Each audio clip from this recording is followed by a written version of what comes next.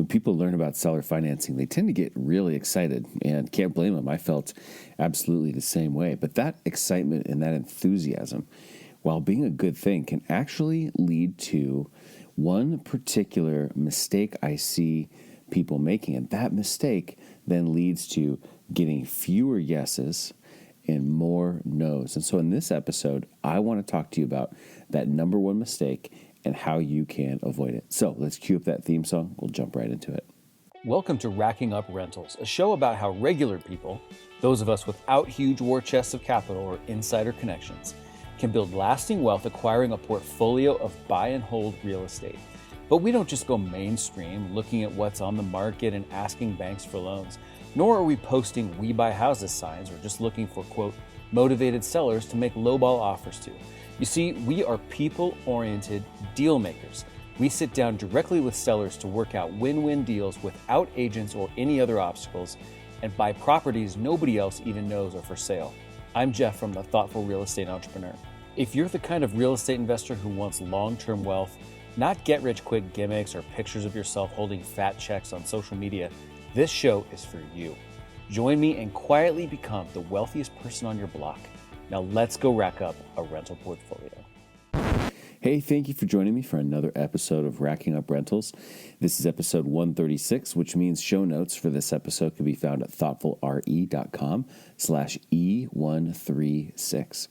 Please do us a big favor by hitting that subscribe button in your podcast app. It really helps fellow thoughtful real estate entrepreneurs to find this show.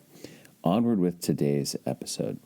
And in today's episode, I want to talk with you about the number one mistake that I see people making, real estate investors making, when they're trying to get seller financing. And it's important to note, that this mistake is made from a good place. It's made out of a sense of enthusiasm, and it's made out of a desire to be successful. But it definitely causes problems when it is made. So I want to chat with you about that today. And let me give you sort of the headline or the punchline first.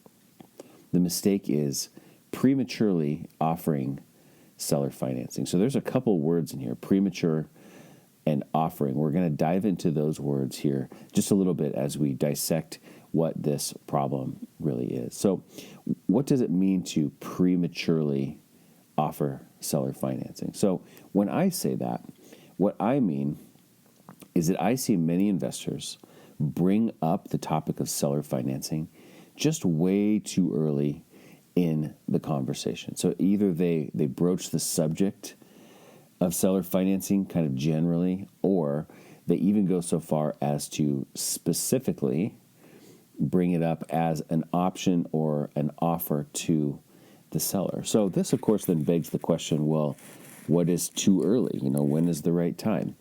And it's not really that it's a matter of accumulating time, right? It's not that you should think of it as, hey, I need to make sure I've talked to the seller for an hour and a half cumulatively before I bring up seller financing, or it's got to be a week after we first meet, or anything along those lines. It's instead waiting until the topic of seller financing has been indirectly actually brought up by the seller themselves. So what do I mean by indirectly? What the seller will often do, almost always, is they will provide clues in their comments that seller financing might indeed be a relevant solution or tool for them. So they will provide us clues without necessarily even knowing that they are providing those clues, certainly without doing that on purpose, providing clues on purpose. They might not even know that seller financing is the right tool. But in other words, what they do is they start to say a few specific things that make us listen in, lean in, our ears prick up a little bit and say, oh, what you just said there is a clue that I can bring back into the conversation later that will totally make my seller financing proposal make sense. So we hear those little clues and we sort of record them in our mind. We keep our mouths closed, and then we continue with the conversation. So let's just talk. So why is it so important for the seller to provide clues? And I feel like this is where we really start to get to the heart of this topic. And I would say it's not just an important thing to wait till the seller gives us clues, but it's actually a critical thing. Because if we bring up seller financing too early, it becomes clear that that's what we want. If we start bringing it up really early in the conversation, it's really obvious that this is from the get-go what we wanted to accomplish. And when we make it clear that this is what we want to accomplish, then our overall actual leverage in a conversation or a negotiation goes down. Because now the seller sees like, oh, I see. They really want this seller financing structure in this deal. Or they might start to think they really need this seller financing structure in this particular deal. And when they start thinking that you need it or you really, really, really want it, that raises other questions as well. Like, is this buyer not able to qualify for a mortgage in any other way? And it starts to potentially raise red flags or concerns in their mind. But more than anything, you have just shown them all your cards, which gives them more power. So the way, way, way better situation is one in which we gather the information needed to present seller financing to them in a way that helps them get more of what they want. So quietly, it is more of what we want, right? You and I, that is what we are hoping to accomplish. But we don't want to be clear about that part. We want to be able to present a seller financing proposal to them, ultimately in response to what they have told us. And that brings us to kind of the key distinction on this topic. The unintentional mistake is bringing up seller financing proactively. The more pro move, the more experienced, thoughtful approach is to bring up seller financing reactively to what the seller tells you. I was having a conversation with some coaching clients the other day about this topic, and I was saying that it's kind of like a doctor making a prescription. Now, if you just walked into the doctor's office and before you could even say anything, the doctor said, hey, let me prescribe you with some Xanax, you might think to yourself, wow, that's kind of weird. You don't even know you're making a prescription here and you don't even know like what symptoms I'm experiencing or, wow, it looks like you have an agenda here, doctor, to prescribe that particular pill. I wonder why. Are you getting kickbacks on that? There's some incentives. However, on the other hand, even if that doctor did want to ultimately prescribe that medication, the doctor might ask you questions that allow you to talk about the symptoms you are experiencing so that ultimately she or he could then say, after listening to your symptoms, here's what I think would be best. Let me prescribe you with some Xanax.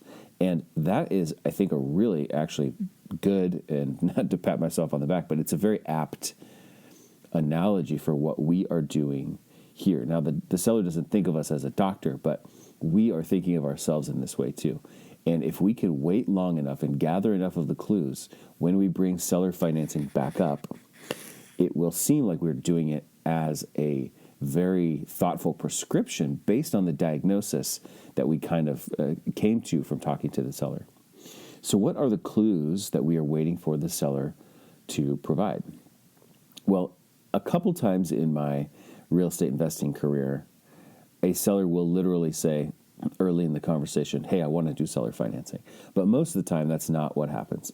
Instead, most of the time, we're just having a conversation with the seller, and we need to have the skill to know what to listen for. And a next level skill is to have the skill to know what questions to ask that might even prompt them to mention some of the things that we are looking for them to mention. But let me just give you a few comments that might be pretty common to hear actually from a seller, that if you heard these, you might have your ears prick up and say, ooh, that's a clue right there. I'll give you 4 examples. One might be someone saying, I want to sell my rental property, but I need the income to live off of, right? So they're saying, I want to sell it, but if I sell it, there goes the income. I need income. That is one of the great things that seller financing can do, is it can continue to give them an income. So you hear that and you go, ooh, that's cool. And you put that in your back pocket. You don't respond right away, but you put that in your back pocket and you gather your little database of clues. A second thing they might say, I want to sell my property, but I really don't want to pay the capital gains tax right now. That's a super, super common one. So again, what they're saying is, I wish that I could sell without this tax problem. And you know that a well-structured seller financing deal could help alleviate some of that capital gains tax bill pain as well. The third thing they might say is something like, I could sell my property, but I just don't know what I'd do with the money. That too is actually somewhat common, where someone says, I don't really need this cash. Now selling the property turns into like a problem for me because now I have this big responsibility. What am I going to do with these $300,000?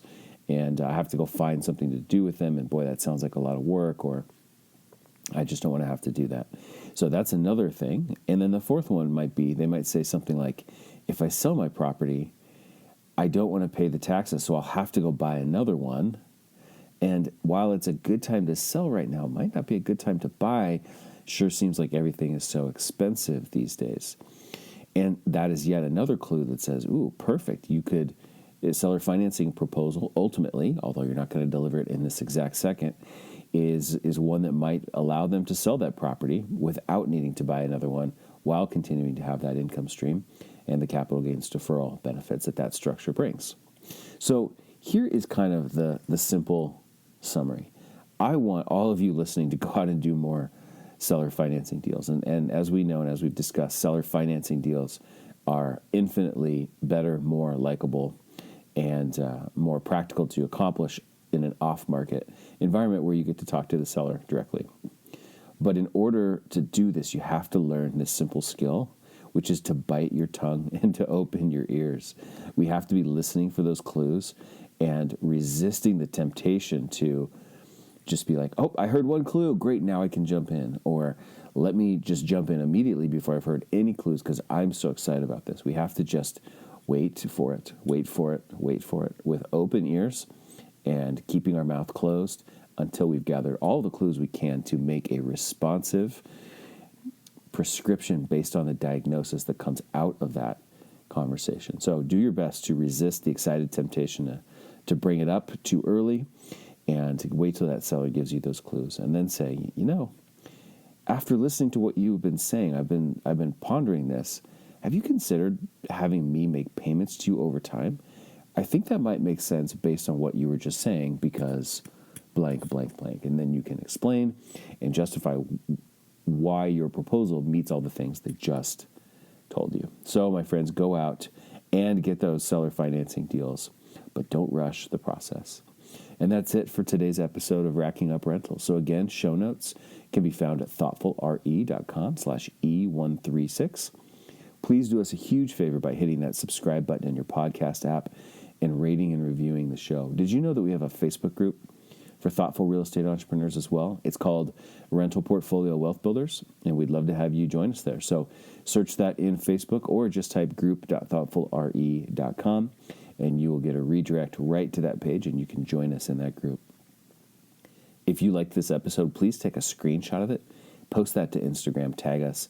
We are at Thoughtful Real Estate. All right, I'll see you in the next episode. Until then, this is Jeff from the Thoughtful Real Estate Entrepreneur signing off. Thanks for listening to Racking Up Rentals, where we build long-term wealth by being win-win deal makers. Remember, solve the person to unlock the deal and solve the financing to unlock the profits.